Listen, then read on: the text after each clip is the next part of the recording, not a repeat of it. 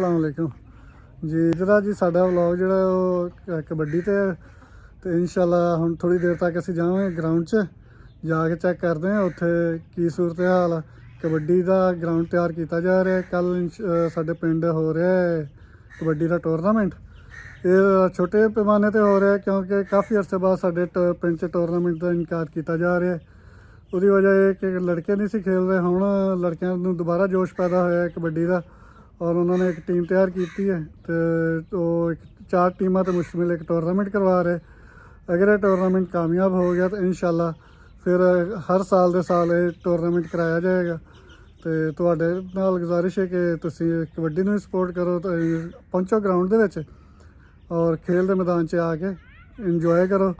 तो चलते हैं फिर उत्थे ग्राउंड च मालूमात उन्होंने हासिल करते हैं कबड्डी दियां केड़ी टीम है, किहड़े इलाके की टीम है और कितनियां टीमां है। यह देखो जी, इन्हों के उस्ताद मोहतरम राणा अकबर साहब अपने जेरे निगरानी, राणा असद ऑर्गेनाइजर अपने जेरे निगरानी ग्राउंड की तैयार करवा रहे ग्राउंड। तो इंशाल्लाह कल तुसीं सारे आओ भरा, इस कबड्डी के मैच का मज़ा लवो। इंशाल्लाह ये टूरनामेंट कामयाब होएगा जी। चलो हम तुहाडी गल कराने टीम के कप्तान, नायब कप्तान तो प्लेयर्स के नाल, तो इन्हों तो पुछते हैं टूरनामेंट के बारे। ये दसते हैं सानू कि टूरनामेंट कितनी टीमां ते हो रहे हैं। तो फस्ट टाइम ये करवा रहे हैं टूरनामेंट। काफ़ी अरसे बाद इस इलाके से टूरनामेंट का इनकाद हो रहा है। तो इंशाल्लाह ये कोशिश करेंगे आहिस्ता आहिस्ता अगे इस टूरनामेंट में मजीद वधाण। तो पुछ रहे हैं इन्होंने कोलों कि इन्हों का प्लान की है, इन्होंने की ऑर्गेनाइजर कौन ने, तो टीम के कप्तान तो नायब कप्तान बारे। हाँ जी जी, अस्सलाम वालेकुम जी। मैं तुहाडा वीर मानो राजपूत कबड्डी प्लेयर। ਇਹ ਸਾਡੇ कप्तान ने उस्ताद शाहजमान साहब, ਇਹ नायब कप्तान ने हमजा राजपूत। अपना चाह सद्दे वाला कबड्डी कप धरती से दिता गया 18 जनवरी बरोज़ इतवार 2026 इंशाल्लाह नज़द बाबा जोगी पीर कब्रस्तान के कोल टूरनामेंट हो जाएगा।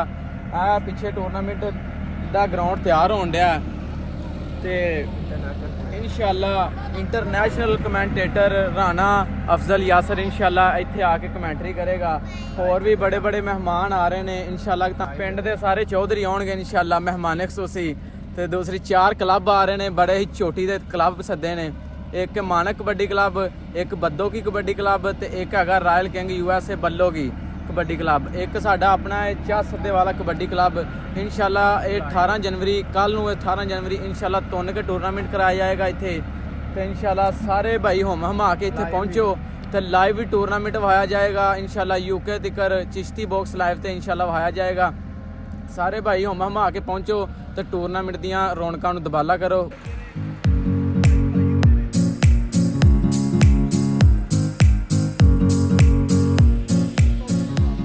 कबड्डी कप पे भाईजान ग्राउंड की तैयारी कर रहे हैं। भाई साडी भी बनाने लगा हाँ भी कैप्टन साडा चाह सदा कबड्डी क्लब जी। कल तवार वाले दिन 28 तरीक नूं मैच है जी। 18 तरीक फिक्स 18 तरीक मैच है जी। सारे लोगों नूं दावत दी जाती है साडे मैच ते आन। हम आके पहुंचन इत्थे ते असीं ग्राउंड की तैयारी कर रहे हैं। सुबह नूं इंशाल्लाह इत्थे रौनकां लगणगीਆਂ। 4 चोटी दे क्लब खेलणगे इत्थे। उस्ताद अकबर दी जेरे निगरानी च मैच होएगा। मानो राजपूत भी उत्थे भाईओ पहुंचेगा। सारे भाइयों को कहा जाना कि मानो राजपूत में वेखण आन। स्टाइलिश कबड्डर ने सारे।